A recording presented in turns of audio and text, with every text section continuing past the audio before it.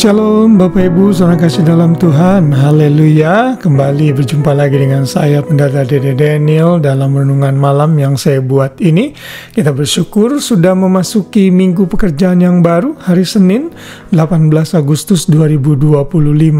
Biar Tuhan terus menyertai kehidupan kita dan keluarga kita tentunya yang masih kita pelajari di sepanjang bulan ini. Saya percaya setiap anugerah, pasangan hidup, anak-anak, dan seluruh extended family, keluarga besar kita adalah anugerah yang Tuhan sudah berikan dalam kehidupan kita.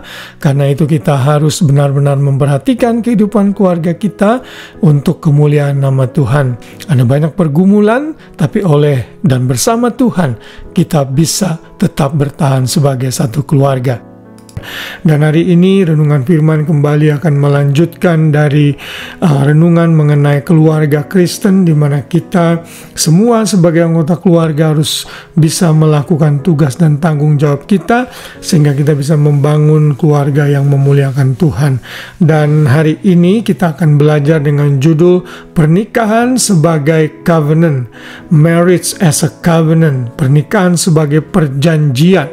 Istilah covenant atau perjanjian itu diambil dari kata Ibrani berith yang artinya adalah to cut into pieces ya. Jadi ini perjanjian dulu, pada zaman dulu, misalnya pada zaman Abraham, orang kalau membuat perjanjian itu harus memotong hewan atau domba atau apa saja, kemudian potongan-potongannya itu diletakkan berbaris, satu berdiri di baris yang di pojok yang satu dan satu lagi di pojok yang lain, lalu mereka saling berjalan melewati potongan-potongan daging itu, dan itu melibatkan darah. Artinya perjanjian ini sangat kuat sekali. Bila ada satu pihak yang melanggar, maka seperti potongan-potongan itu, itulah yang akan terjadi. Orang itu sebenarnya patut dihukum mati seperti binatang itu. Saudara, sangat kuatnya sebuah perjanjian. Dan dalam pemikiran yang seperti inilah Tuhan menggambarkan sebuah pernikahan sangat kuat sekali dan tidak boleh dihancurkan oleh manusia, termasuk oleh suami atau istri yang menikah. Kita membaca hal ini di dalam kitab Maliaki pasal 2 ayat 14 yang berbunyi demikian, dan kamu bertanya, oleh karena apa? Oleh sebab Tuhan telah menjadi saksi antara engkau dan istri masa mudamu, yang kepadanya engkau telah tidak setia, padahal dialah teman sekutumu dan istri seperjanjianmu. Kata seperjanjian di sini adalah covenant atau berith dalam bahasa Ibrani. Jadi kehidupan pernikahan itu sangat kuat sekali. Ini adalah kehidupan bangsa Israel pada saat mereka memasuki masa di mana setelah mereka kembali dari masa pembuangan, bait suci sudah mulai dibuat perlahan-lahan.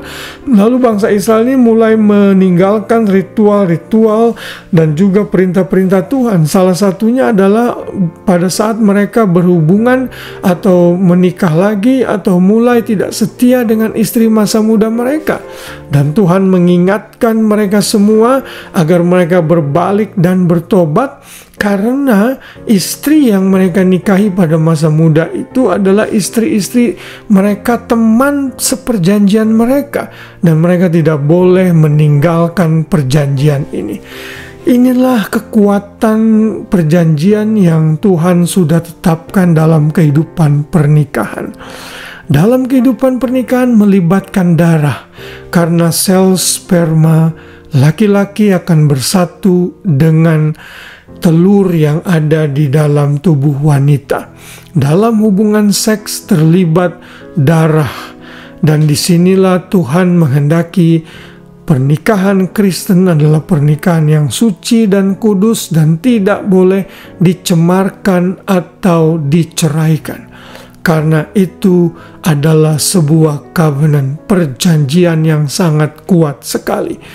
Kalau saudara ada konflik, ada masalah dalam kehidupan rumah tangga, kalau saudara mau merendahkan diri satu dengan yang lain, seperti yang diajarkan dalam kitab Efesus pasal 5, kita saling merendahkan diri satu dengan yang lain, saya percaya tidak ada konflik dan permasalahan yang tidak bisa dapat diselesaikan. Cuman persoalannya adalah keegoisan kita. Seringkali kita mau bercerai dan menghancurkan rumah tangga kita karena kita benar-benar egois dan tidak mau mendengar nasihat lagi. Kita tidak mau mengalah satu dengan yang lain. Istri tidak tahu tugas dan tanggung jawabnya sebagai istri, demikian juga suami. Karena itu setiap pihak dalam rumah tangga, khususnya suami dan istri, harus sadar saudara terlibat perjanjian darah dengan pasangan saudara.